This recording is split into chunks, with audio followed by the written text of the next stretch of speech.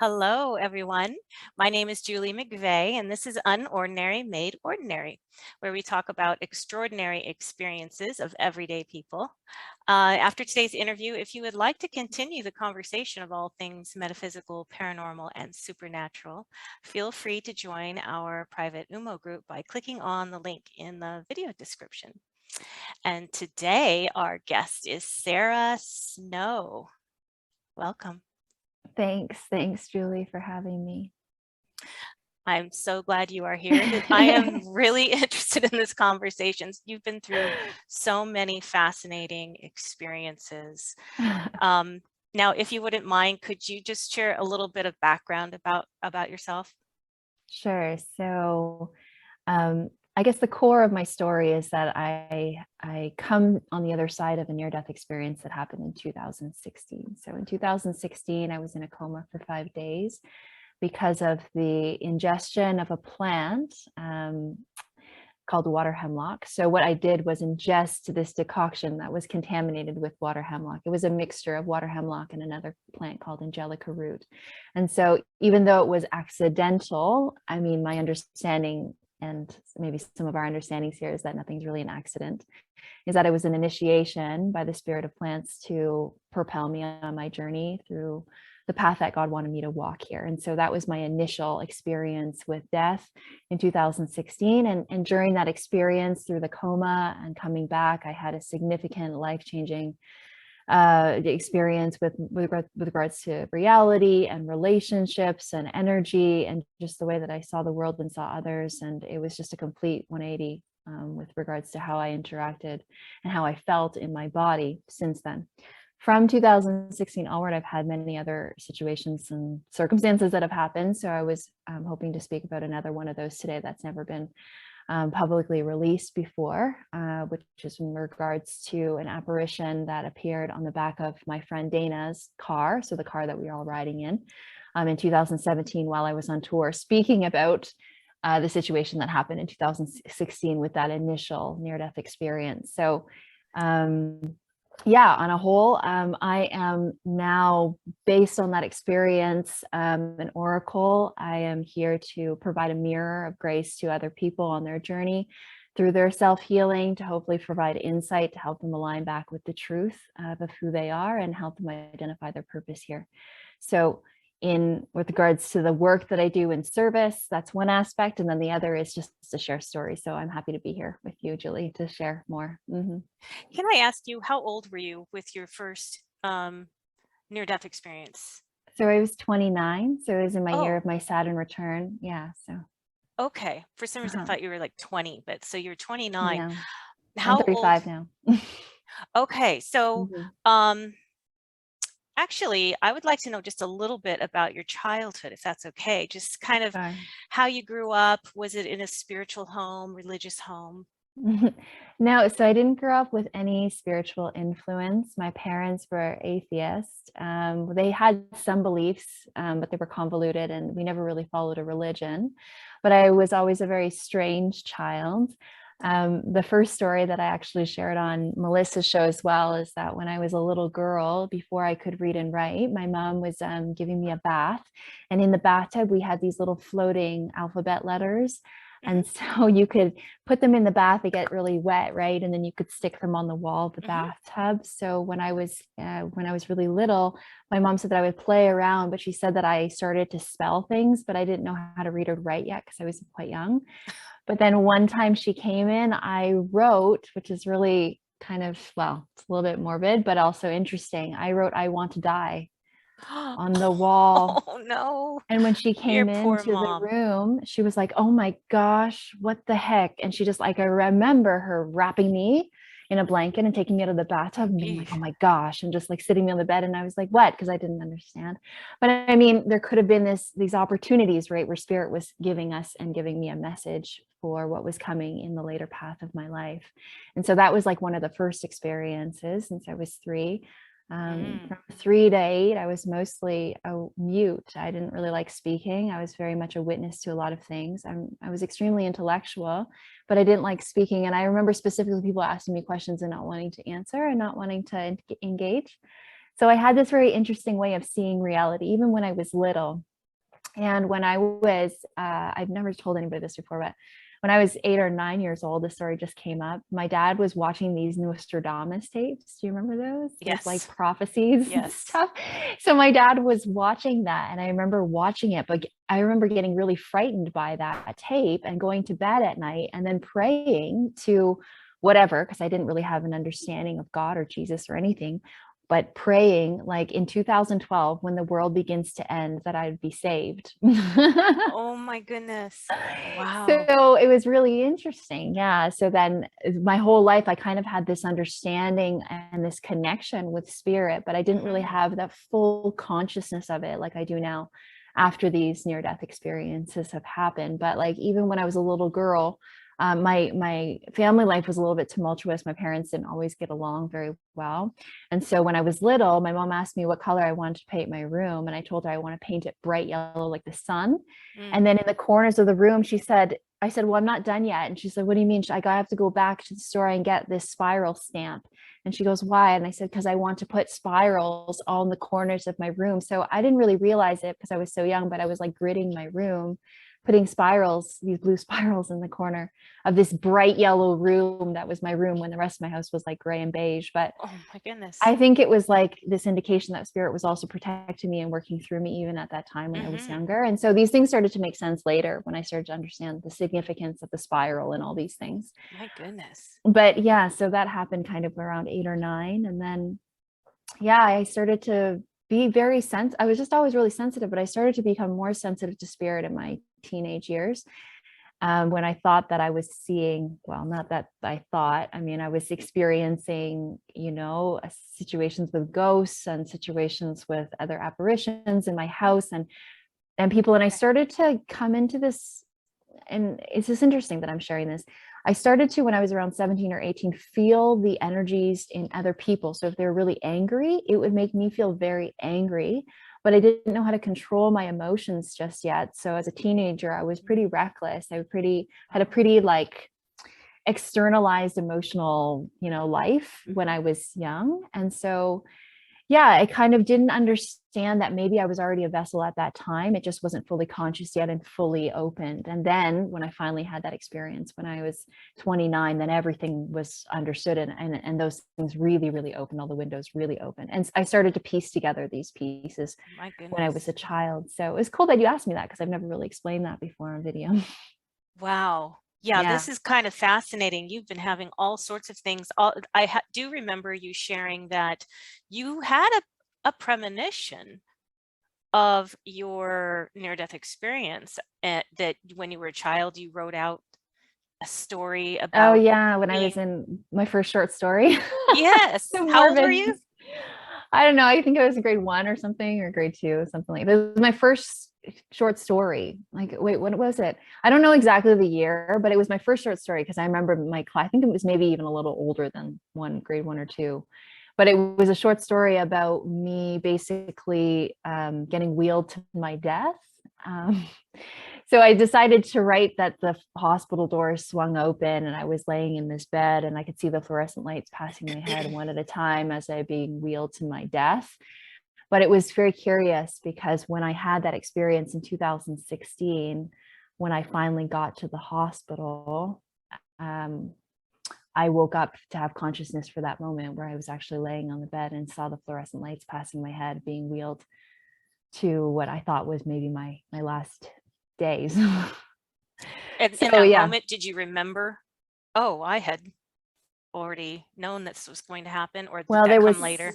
there was so much. It was such a vast space that was happening to me. I didn't put one and one together at the time because I wasn't really thinking in that space, but Yeah. I recall seeing that. And then when I came back to, I remember that story and I was like, oh wow. It just showed me that there was this divine path that God was Yeah. sending me Yeah. on, that I was walking. And even now to this day, like as we have this conversation, new understandings, new synchronicities are being unfolding, based on my level of awareness and based on my remembrance. Mm-hmm. Because like you and like me and like all of us, we're all on this journey of remembrance, like a remembrance of maybe a path that maybe we've already walked this in certain ways and in other Mm-hmm. dimensions. Mm-hmm. but we could also be walking another version of this now in this consciousness as I'm explaining it to you, right? But this and all these things might be happening simultaneously even now when we speak about them. Again, your poor mom, when she gets that letter, I just can empathize with her. Oh, my first grader is writing about when she dies. This is not good. I know my Anyway, mom's the best, but she's been through a lot with me, I'm sure. yeah. So Yeah. you were about, how old were you when you decided to give up everything and go move off and be a monk? Not really a monk, but almost. Well, it started to shift around 27. So I had moved from Toronto to Kelowna, British Columbia. And actually, the circumstances were very interesting because when I moved from Toronto to BC, I got a job with Interior Health. And I didn't want to take that job, but I knew that I wanted to take that job for the money, like, normal, everyday, employment. People were like, oh, I want to just climb the corporate ladder and get this job going and move cities and towns or whatever. But I Yeah. always had this calling in my heart about nature and wanting to be free and wanting to live in the woods and wanting to be like, camping all the time, living outside. But what brought me to Kelowna was that dream of living in the mountains. But I went with the understanding that I would have a job with Interior Health. But what ended up happening is when I got to Kelowna, I actually ended up losing that job offer. And I was like kind of devastated at the time because I didn't know what I was going to do with myself. And then I was just going one day just to go to the 1626 Richter Street, which was basically the office building that I was supposed to be working at if I had got that job with Interior Health. Hmm. And I just showed up there and I didn't know what to do because the job had gotten revoked on me. And I was like, okay, why is life bringing me here? Like, Hmm. why am I here? And I go to the office and I turn around and then I see this Canadian School of Natural Nutrition, which had just literally opened like a couple days before. So in that moment, I was like, oh, well, I'm here. I'm not supposed to be working at this job. I'm doing this. So then I started to go to school for nutrition. After that happened, it started to awaken my path into holistic healing and into exploring, like alternative medicines and things like that. And I kind of was in this space of confusion and almost like mild depression too about my life because I didn't want to work in the corporate sector anymore. I wanted, and I felt like life was calling me into understanding a different path for myself. So after I went to school for the 2 years, then I started to get really interested in herbs. I started to get interested in herbs and plants and where medicine came from, the original medicines. And so after that, I had an experience where I was with a partner. We had this perfect house. Everything was perfect. But in my heart, I was like, F this. Like, this is not supposed to be for me. This is not the life I'm supposed to be living, even though it was on books a perfect thing that you would want, like a nice partner, a nice house. We just bought a house, everything. And then I just decided, like, I'm done. I'm not doing this anymore. I can't do this anymore. And I'm just going to do what I want to do. I'm just going to live in the woods. And so I made this really drastic decision to literally sell my house, sell everything, pack my stuff into my little smart car and move into the woods. And Wow. my goal was to find the truth or to seek the truth in some way, to have an experience with living an authentic life with no fluff, no illusion. Like, I just wanted to go back to the roots. And then that's when that whole experience happened, 2016. How Yeah. long had you been living there before your experience? I was there for 2 months. Oh, Mhm. that's it? Oh my Yeah. goodness. And then this I was there for happens. 2 months. Yeah. Yeah. And it was very interesting though, because before I ended up moving there, I was in Vancouver and I got a gift of a necklace called the Labyrinth. Hmm. And this was very interesting. I got this gift and I didn't know what the labyrinth meant at the time. Mm. And so I received it, but I remember specifically asking this symbol, whatever you have to teach me, because I didn't know what it was, but I knew it was a gift from spirit. So I asked Ah, it. okay. Then after that time, I went into the woods. And when I was in the woods, I was wearing the necklace this entire time. So my journey in the woods there was making wild teas. So I would go and harvest berries. I would harvest different plant materials, and then I would dry them out and put them together to make medicines or teas and just explore, and also to learn hands-on with the plants, every day, spending time with them, like being able to create a relationship with them and create a relationship with nature. And so I started to get really into this like lifestyle of freedom where, I would walk up to the hill in the mornings and like meditate and do yoga, like completely naked on this big mountain pass and whatever. But one day I remember specifically asking, I looked at that necklace and I was like, you know what? I'm totally surrendering everything. Mother Earth, I'm surrendering everything. If there's a God, if there's a universe, if there's something in control that's greater than me, show me, because I'm completely surrendered. Because by this time I had gotten rid of everything, right? Like all the illusion, and just living really natural with the outdoors, and with the mountains, so I just asked, I was like, well, whatever's truth, show me what's true. And then a week after that, that's when I had that incident and I died. Wow. So there was, Be careful yeah, what you there was an ask for. interesting timeline. Yeah. And so during that time I was working with angelica root, which is a plant that helps with women's hormones. And if you know plants at all, there's another plant that looks very similar to angelica root, which is called water hemlock. They're both carrot family plants, and they both have this like white flowering top. Mhm. The only discerning difference is the root system. So one is like more of a ginseng root, and the other one, which is hemlock, has a chambered root, with basically a yellowed empty chambered kind of root. But I harvested the angelica. But what I think happened is, when I harvested to make the medicine for it, it was in a low-lying marshland. And that marshland had other carrot family plants growing around it. But it's potential that it would have been contaminated with the hemlock, but it's not definitive because we didn't get the studies back. But basically all of my symptoms after that event, it coincides with the poison of water hemlock. And I'll tell you a little bit more about that story too, and how spirit showed me that it was hemlock before we even knew. So yeah, so that, if you want, I can just continue explaining what Yeah, I happened. didn't know how much you wanted to share about this first experience, but feel free, whatever you're feeling moved to share. Okay. 'Cause I Yeah, kind of because feel it's we got to, of course, I want to save time for the apparition and sure. that experience. Yeah, absolutely. We can just do it more briefly, and also there's other videos of it, me explaining it a little bit more in depth. But basically one day I went out to the top of the mountain and I had this decoction with the angelica root and the hemlock, but I didn't know. Right. And I drank it. And within 2 minutes, I knew something was terribly wrong. I started to go double vision. I could start to feel it in my stomach. Like I could start to feel a convulsion in my body. Uh-huh. And so I ran down the hill. Well, basically there was a hill, there's like a path that goes down to my trailer. Then there was like a ravine that you can jump down, and then you can kind of like run to the base of my trailer. So what I did, instead of go back down the thing, when I started to drink the concoction, is I slid down the ravine and then ran back to my trailer, the short route. But it was like down like raspberry bushes and hawthorn berry bushes. And so I was like naked. So I had gotten scratched all over my body, but I knew that something was terribly wrong because of the way that I was dissociating. Mm-hmm.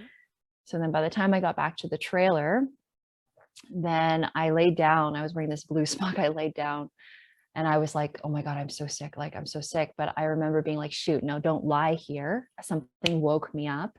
I looked at my plant book to try to see if there's any contraindications, so I'm like looking through, and then find angelic root, and I'm reading, and I see nothing. And then all of a sudden there's this space in my heart that's like, no, turn the page. So then I turn the page, and then I look, and there's something written in bold that says, water hemlock, 2 drops of the resin on a man's skin will kill him in 15 minutes. And then everything in my body sunk, like, and then I was like, oh my God, I'm going to die. And that's when I got the first indication that it was water hemlock, because it was spirit pointing me to that direction. Yeah. So then fast forward, I'm going to go kind of fast because I'm not going to go over all the details, is that basically I lost consciousness on the way to the hospital, and I lost breathing. But it just so happened that a miraculous vehicle met the initial one halfway. Right. I had Your stopped neighbors breathing. helped you, by the way. And my neighbors, oh yeah, you absolutely. were alone, but your neighbors happened to be there and helped you. Yes, my neighbors happened to be there to help me. There was a lot of synchronicities and a lot of magic that happened during that time too, but I can't go into all those details. Yes. But basically then during the time that I lost breathing, within 1 minute, I was actually miraculously transferred over to another emergency services vehicle, which was a more advanced vehicle that had all of the necessary tools to assist me to keep me alive on a breathing machine. The original one was just a basics vehicle. So, I mean, just the meeting together at that exact time too, if it was like 5 minutes later, it would have been too late. I know. Yep. So it was just lots of things. Synchronicities, as you say. Right. It's quite amazing. It is quite amazing. So then once I finally got to the hospital, that's when I came to again. So I was coming in and out of consciousness this entire time. And there's lots to explain during that time of coming in and out of consciousness. When I got to the hospital, then I started to get wheeled to that room. But that was that little story that I wrote when I was a little girl about being wheeled on a bed and seeing the fluorescent lights pass me by and hearing the doors slam open. Mm-hmm. So it's very curious to talk and mention that, because it does mean that at some point when I was a young girl, there may be of an indication that I would have already, or was going to already happen. This was already going to happen to me. Right. So yeah, it's just an understanding of that. Maybe we have a path that we're walking. That's part of our destiny. Mm-hmm. That maybe is or is not avoidable, but there is some part that God wants to show us with the fruition of these events that lead us to our deeper path to self-healing, which is what I believe these events, even in my life, lead me to, right? It's always deeper layers of my own self-healing that then when I share to people like you and other people, hopefully it sparks that remembrance in them, that potentially they're on their own path with spirit and walking their own path with destiny as well. Because maybe we're all here to remember together, right? Absolutely. So that's that first event. And after that, I was actually induced into a coma, but they didn't know if I would survive because they didn't know if the poison would have gotten to my organ systems. Okay. What this toxin does is it shuts down your peripheral nervous system. So it basically suffocates you to death. So what happens is from the neck down, it paralyzes you. Oh, man. Okay. Until then, your diaphragm is not able to bring in oxygen, and then you suffocate, which is what happened to me. But the curious thing about this toxin in this plant is that it keeps your brain intact and alive. So during this experience of full body paralysis to the point of suffocation, I had awareness. And that awareness allowed me, I believe, to transcend out of my body during the critical point of moving to another realm. So I could remember. It sounds like the perfect poison for you to have this experience that you kind of asked for. When you're like, I want to know all the answers and the purpose. And I last the labyrinth that. And so for those that don't understand the symbol of the labyrinth is a symbol of death and rebirth. But I didn't know that at the time either. I just thought it was a maze. Right. And so it brings me to the journey that I also help people lead themselves through as well, through this journey of transition, through this journey of death and rebirth, and really dying to the selves that they're not, to be reborn into the self with God, who they really are, their remembrance, their remembered self, right? But I didn't know all of these things consciously. And that's what's curious and beautiful about these stories, is that I start learning about it consciously when I tell it, because my ego wasn't leading me on this journey. Yeah. And like it was totally oblivious to me, but spirit and God had a purpose through this experience. It's so amazing. I'm really excited to hear about some of the things that you experienced when you were out of body. So if you could, a little bit. Yeah, we can do it a little bit. So there's layers that I experienced in consciousness, right? So first is the personal layer. So the personal layer is like our mind, our mental landscape, what we believe, what we judge the external reality to be. First, we transcend that, okay? Because you kind of, when you're in so much pain, you can't be an I anymore. You're just like in the midst of feeling and in your body. So you kind of transcend the I, you transcend this person. Because you can't even be in your body anymore, because you just kind of go. And so once you go, then I experienced coming out of my body and seeing myself laying down in the bed in the hospital. So this is like an out of body. So that was happening in and out even through the journey through the ambulance as well. But the most, like the significant one, was when I was in the hospital and then looking at myself. So I could see actually my body. I could see the people coming in and out and helping me. I knew what the nurses looked like. I knew who was there with me. I know everything, kind of like in that vicinity. But then from that point, there is another journey outside of the 3D physical realm that I was astrally projecting and witnessing, to this experience of complete nothingness void. So after that, I left the witness state and I went into this void where there was nothing, like nothing to, like if you look at your TV screen and it's like nothing, blackness, nothing. So you don't exist. But then you do exist in consciousness, but you yourself don't exist anymore. And then at the darkest point of the blackness, like if you were to witness the most dense, darkest point, there was a spark of light that started small, but then descended on me. That was so bright, it was like rapturous. And in that light, it covered my entire consciousness. And I started to vibrate with that entire light. It was like I was being engulfed by it. And then in this moment was a complete reshape of like what I believe reality is and or was. But I don't have consciousness in my mind. I only have that now when I'm speaking to you. But in that space, it was like the knowing of that. Okay. Mm-hmm. After that space, I saw this clear lake. It's a clear lake state. So it was like I saw this clear lake and like these, like almost like if you look out into the mountains and then the mountains are completely reflecting itself like a mirror onto the lake, you can see like the complete spitting image of it. Yes. It was like this, and like some people I guess would refer to this as, well, I refer to it as kind of like the realm of everything, like the this like the crystal ball, like the lake of all knowing. But when I looked into this lake, I started to witness in my body wisdoms and knowings that like lots, like I mean, it wasn't, there's no time in that space either. So it was like I was just receiving information about all things, like universal truths, like understanding about my life path, understanding about these things. And I just knew when I looked in, I could see everything, kind of like the Akashic realm, I guess, when some people explain the Akashic realm, but I witnessed it as a plastic lake. So yeah, and then after this point, there was realms with like entities coming in and out and my own demons. And I kind of talk about that briefly, but they're my own demons because there were my own consciousness having me look at some things with regards to what I was afraid of.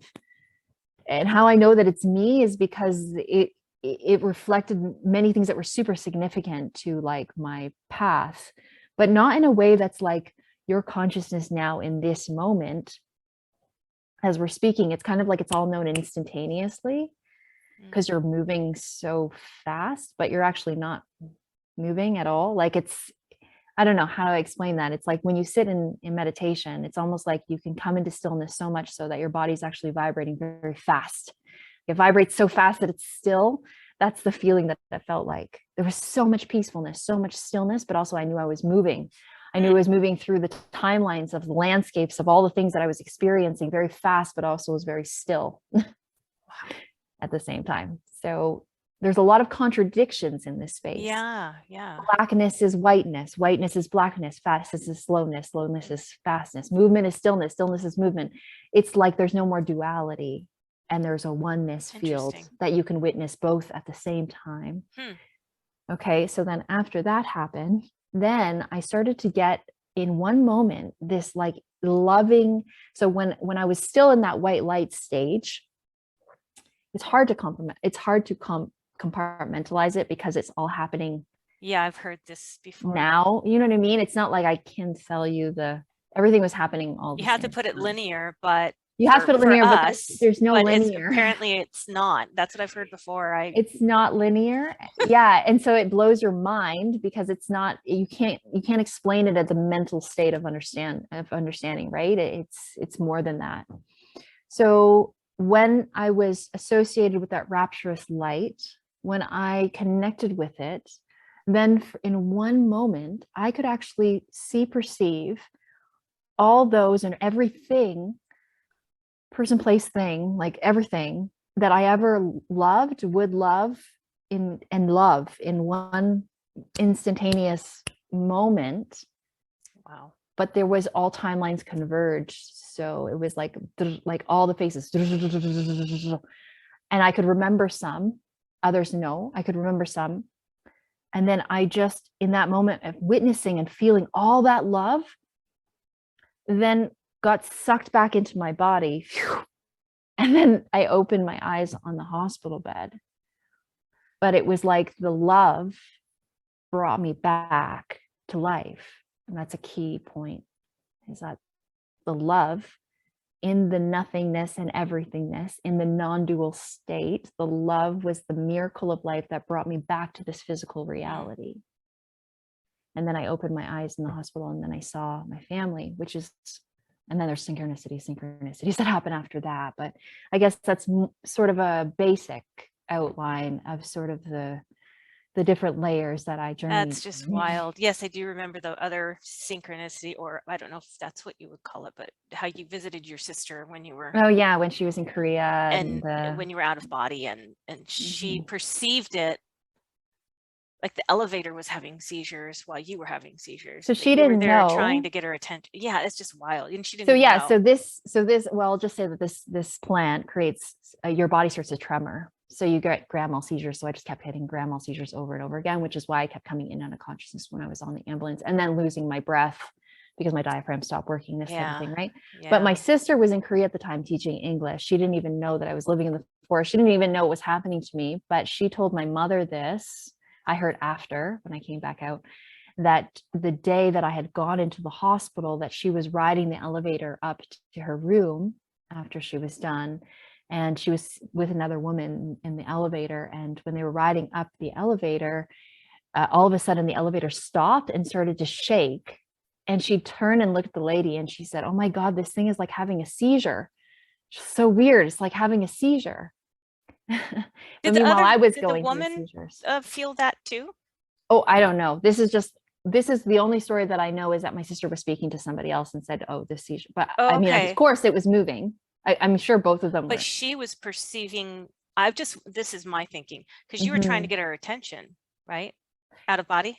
Yeah. So then what I told them after is that when my sister came to my bedside, when I just came out of the coma, she looked at me and then I looked at her. And the first thing that I could say when I got the breathing tube out, everything was, "Did you see me?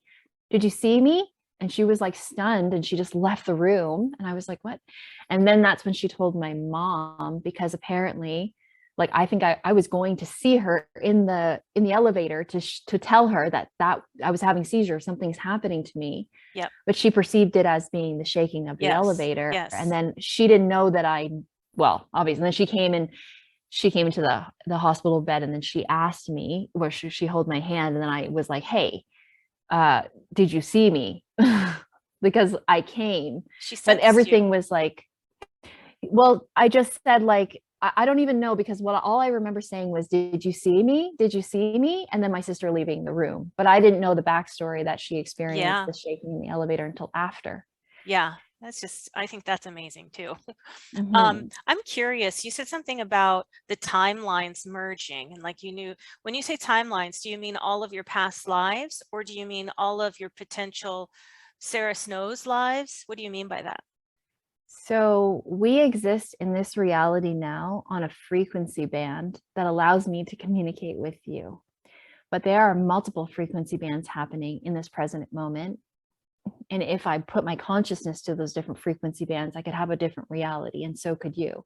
Like, for example, if we were talking and you started to think about, I don't know, your sister or something, then you would be in the memory of your sister, but you would be in the frequency band to communicating with her in the way that your mind could communicate to that memory, but you may not even be here speaking to me because you'd be distracted with another memory or with. So this is kind of how timelines work and frequencies work, is that you can be in this reality, but you can also be elsewhere with different consciousnesses, with different tapping into different vibrations. So timelines are basically the frequency band of different realities happening simultaneously in this moment.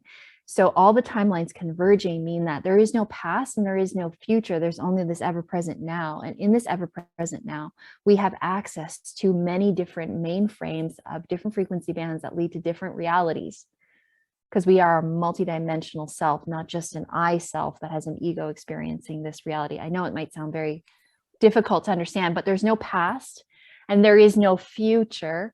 But if you were to say, what was I tapping into? All the versions of me that ever was and ever would be would collide into one aspect of love. Okay. So that's of Sarah Snow, all the Mhm. versions of Sarah Snow. So you're not talking about also past lives that you may have had, your soul.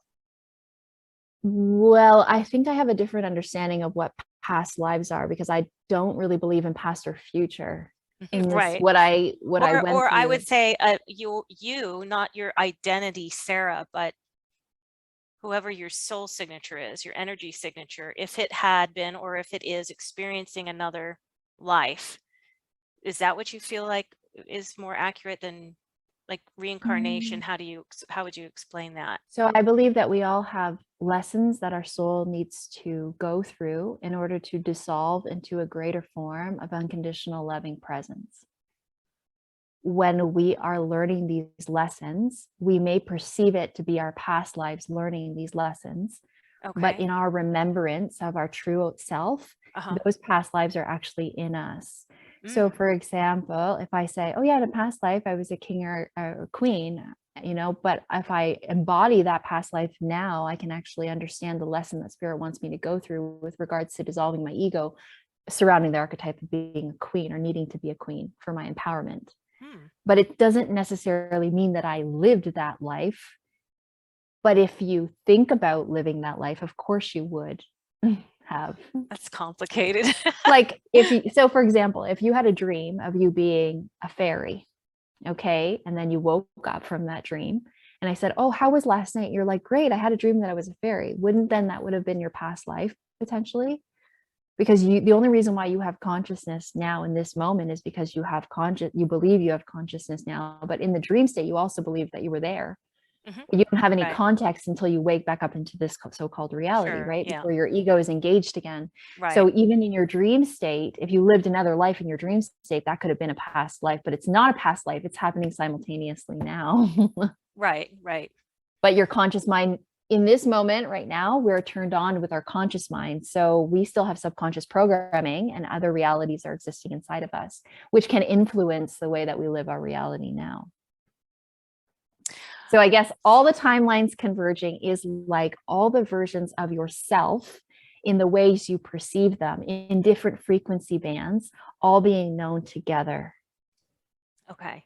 And when you Wow. know that, there's a lot of power there because you recognize that all of you in whatever timeline, in whatever lifetime, past, present, future, we have the ability to shape and shift our reality with God now in this moment. This Mm. is the power, like Eckhart Tolle says, the power of now. Mm-hmm. Mm-hmm. Because Very nothing good. ever exists outside of this moment, actually. Ooh. Because Yeah, it's it very becomes cool. an illusion, right? Right. Right. Okay, Right. I really I want to know get, we go before we really, run out of really. time, there's so much, There's but I so really much. want to Yeah. hear about this very interesting experience with the Right. apparition.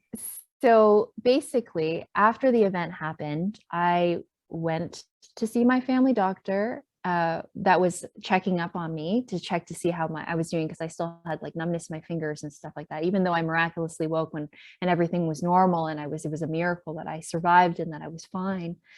As soon as I saw her, she was back in Ontario. She said, oh, wow, you have to meet my partner. And I said, well, what does your partner do? And she said, he's a teacher in Rishikesh and they study near death experience, just my family doctor. And I said, oh, and she's like, and they want to interview you. Okay.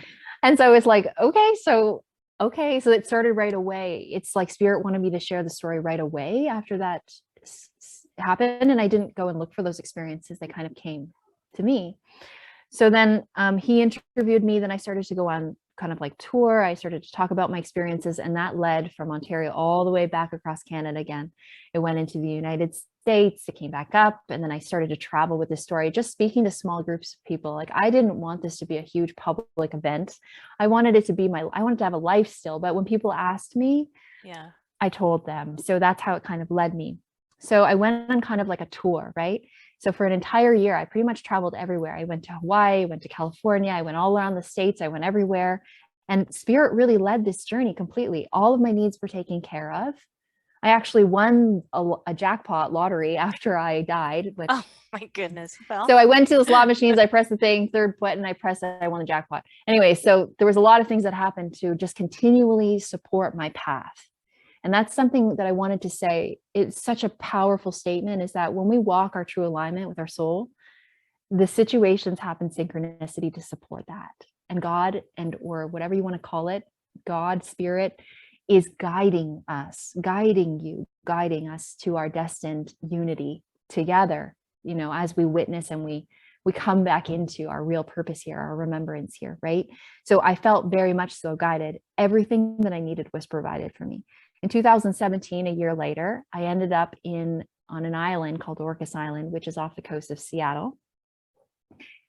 I was supposed to go on tour. So I was supposed to go there for a little trip and then come back to Salem, watch the eclipse, and then go back down to Oregon and then California and do talking as well and just continue going. When I ended up on Orcas, a person that I met that was my partner for a little while, he was like, oh, Orcas Island's actually a pilgrimage island. It's what the natives used to use to go on spiritual pilgrimages. And traditionally, nobody would live on this island. They would just go and have experiences here and they would learn from spirit and then they would leave. And I was like, so interesting, but I felt really called and brought to that island. And it was in fact brought there, like he brought me there. I didn't even know where this island was. I met him at Brighton Bush Hot Springs, actually in Oregon, which is a retreat center. And in like instantaneously, he was like, do you want to come back to Orcas with me? And I was with all my friends at the time. And I was like, okay. So I left, it was just like, I was following the flow of the universe. I was following what God put in front of me as my next steps. Yeah. So then when I was there, the first thing I saw at Madrona Point on Orcas Island was a huge labyrinth. So that was really curious. And I was like, I'm supposed to be here. I walked the labyrinth at Madrona Point, and then that was another initiation that started. So it was a couple days before the eclipse. I told that guy that I was seeing that, I don't know, we kind of ended up having a romance because I told him, I was like, I have to go because I'm going back to Oregon. He's like, no, stay here for a little longer. And so I said, okay, well, I'll ask the waters. I'll ask the waters what I'm to do, if I should stay here, if I could go. So this day, after I walked the labyrinth, we were driving in our van, that white van, and I was with my friends. And then my partner at the time, he looked over and he said, oh, Dusty, that's my friend Dusty from Hawaii. We should stop. So we stopped the car and we pick him up and he says, where are you guys going? We're like, we're going to the Laguna to go for a swim. Do you want to come? And he's like, yeah, for sure. And he doesn't have a shirt on. And I look at him and his shirt says, I am an angel. Oh, okay. Okay. And I'm like, what?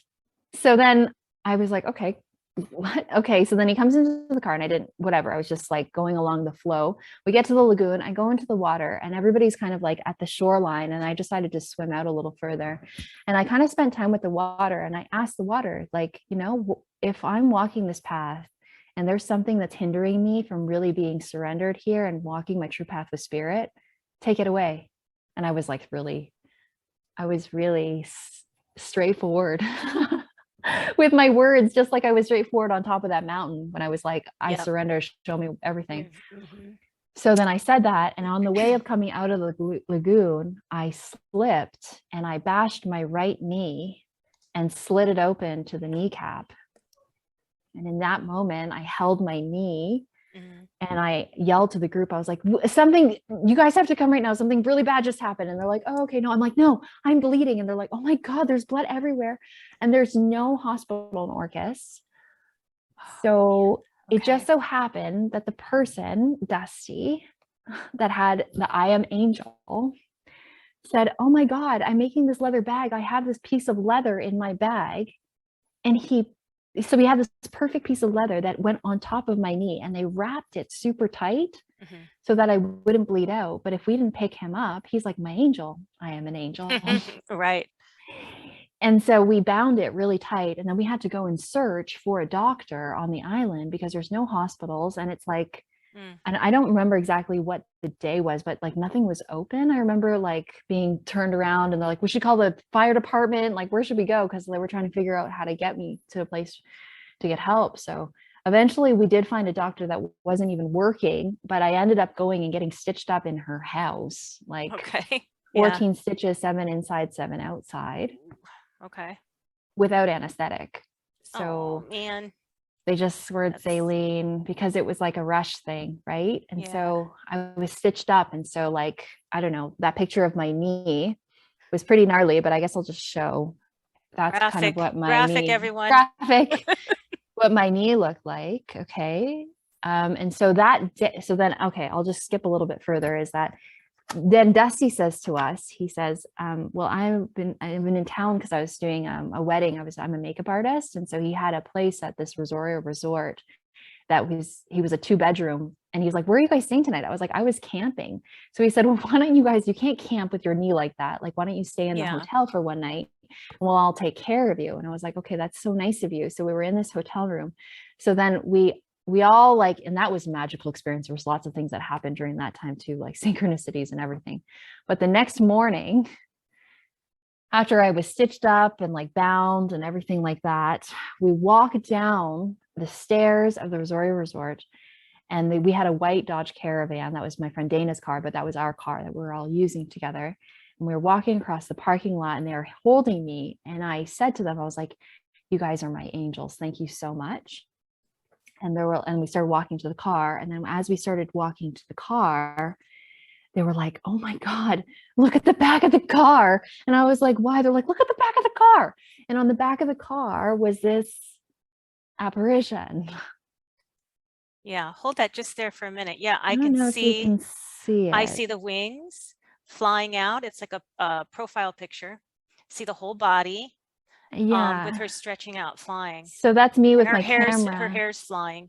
Right? So Can you see that? yes. It looks like there's birds there too. Was that Yeah. in the reflection? That's on your windshield? So that was on the rear view. The rear view. Okay. So that's the rear window, right? So as I approach the van from the back, and so you can see me taking a picture of it. Yes. But that's condensation from the inside of the car. I'm going to try and put an image in the comments and maybe even on the end of this video if I could figure it out. I may not be able to figure that out, but at least in the comments. Because we tried to use our hands to wipe it off, but it was from the inside of the car. Interesting. And then when we finally got in the car, it had gone away. Oh, it did? It was gone. Okay. So as soon as we opened the doors to go in the car, it had gone away. But it's this beautiful power of these synchronistic moments, and for me, this was like an angel protection, just showing me that, when God puts us on our path and there's situations that come up that are pretty gnarly and scary, and we may not feel protected, there's always our angels watching us in the background when you're really walking that sacred path. Because in the water, when I said to the water, like, if there's anything not serving me at this point, please take it away. And it was very interesting that I was taken out by the knee, because after that, I wasn't able to go on tour anymore. Obviously, I was totally incapacitated. I could not bend my knee for 8 weeks. And actually, so then the person that I went to Orcas Island with ended up being my partner for a while. He took care of me in this small little yurt. It's pretty cute, actually, this little yurt with no, again, like limited electricity, composting toilet, because I mean, I like living like that. But when you come to situations like this, it was really interesting. They had to actually carry me to the bathroom, carry me back. And then people actually had to come and bring me food because I couldn't stand up and make my own food. Wow. So what was this message? Like, this message really for me was surrender to God's path and stop walking yours. Couldn't he have just told you that? No, I'm just kidding. I know, right? I think he tried to tell me that a couple times though, and I was like, sure. I'm on my tour, but like, I think this is the symbol, the message that I got is this act of surrender when we really walk this destined path for ourselves, is that there is a surrender of the ego, the surrender of the I that needs to take place for us to be really unclouded by our own vision of what we believe our own success is or our own journey. And maybe, just maybe, there's a power that's greater than us that is guiding us, is leading us. And so this was an indication of that. Here's your initiation to surrender. Yes. Don't be the one walking. God will walk for you in a different way than you perceive it to be. But we're going to take you out at the knee right now to humble you. And I was like, take you out so you kneel down before God. You kneel down to this place of being like, wow, there's something else maybe that's guiding this journey. Right. And I ended up spending 8 weeks on Orcas Island, which ended up being my home for a little while. And then an initiation with a relationship that was super beautiful too.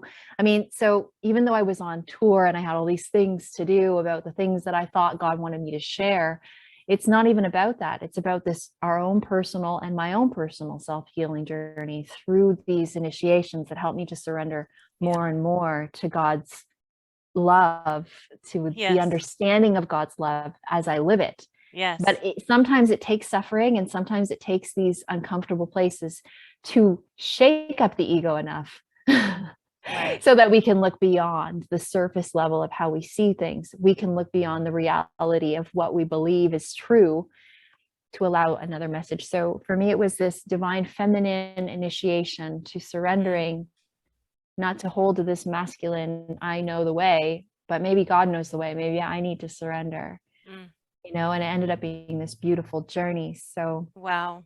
I've never told that story before, but I thought it's important to share, just especially in this time. We just went through a lunar eclipse yesterday, actually. Right. which is about surrender. Perfect timing. Yeah.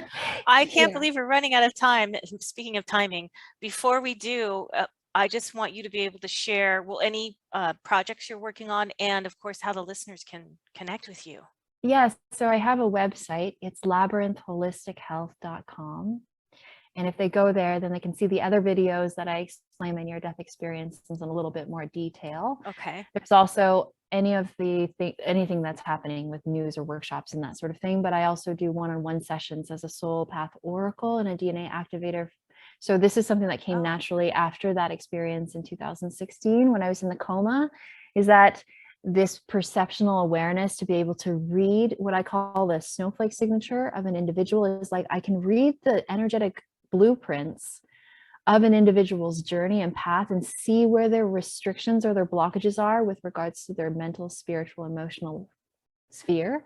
Okay. And help to align them, guide them back to the truth of what is, not their truth, not my truth, but the truth of what is, and open their gateway or their pathway to walk that path in a deeper way. So there's that as an offering. And then also as in healing work, I have containers for emotional healing work, subconscious reprogramming work. Oh, it's just passing me by. So I just need to say the emotional healing package work, and then also the soul path alignment work. Okay. So they can find me on my website there. And then in the next upcoming month, I'm working on it now, I'm working on an application. So an app. Really? Oh. Yeah, because cool. there's about 500 or 600 hours worth of content that basically I've been recording conversations with different individuals along my path. And so I don't know, God kind of just said, okay, just start recording these. So I have all this content and I feel like it might be good to put it in one space. So when that's launched, then some people can sign on to the app and then start watching more of that content, but I'm working on it now. But if they go to the website, they'll find everything there. Wow, very cool. Okay, so before I have to sign out, I like to leave my guest with any last words, just something you felt like, oh, I really wanted to share this one last thing and I didn't get a chance, or just words of encouragement, anything on your heart. Yeah, thanks. I think in all of this and all of these stories, they are just stories, but if we distill all these stories and all these I moments of even my story, maybe there's spirit here indicating to us something greater than what we are. Maybe it's indicating something greater in your life to what you are or your path needs to be, or you've pushed it to be. And there is a surrendering process that maybe wants to take place inside of you. And what I want to say is that when you take that path, it's the path of blessings. So it might seem like the path of fear or problems, or it might seem like you lose control, or you might feel like things are kind of like spinning out and you don't know where things are going. Well, that's kind of similar to that experience of darkness that I witnessed when I died. Through the darkness, there's this flicker of light that then engulfs you. And what I want to say is that when you immerse yourself on the path of your own surrender and you start to let go and let God and let the flow of life guide you, that there's this whole another dimension, a whole nother reality that awakens inside of you. That's what I've witnessed in my journey. That's what I feel like I'm here to share, is this understanding that it may be challenging and it may be painful and it may be hard and it may be laced with suffering, but in that suffering, there is so much wisdom and so much grace and so much knowing that comes up, that if we all begin to start to surrender in that journey, I think that humanity can find itself in a better place than it is now. So that's my message, is that if we allow the divine feminine to come into our life, then the true divine masculine, which is the true essence of love, can really, really start to be seated here on this earth. Because right now we're going through such a towering moment with our economy, with our social structure, with people are waking up to different truths and opening their mind and hearts up to different understandings. And if we let love do that, if we let God do that, we're going to see so much more unification here. And that's my message, is unification. Wow. Beautiful message. Thank you so much. I have really enjoyed this conversation and appreciate you spending time with us. Thank you so much, Julie, and for being patient. And I know that these conversations sometimes are really like in depth and there's so much to glean from it. but Yeah. you hold such a good space to allow me to express. And so really thank you. And thank you on behalf of other people that you'll be doing this for in the future too. Thank you so much. And thank you to everyone watching. This has been Julie McVeigh with Unordinary Made Ordinary. And I hope you'll join us next time for another fascinating interview. And if you enjoyed this, of course, thumbs up, please. And if you like this type of content, subscribe to the channel and hit the bell icon so you're alerted to future videos. And I hope you are all having a wonderful day or evening wherever you are on the planet or off the planet. And I will see you all next time. Bye. Bye. See you.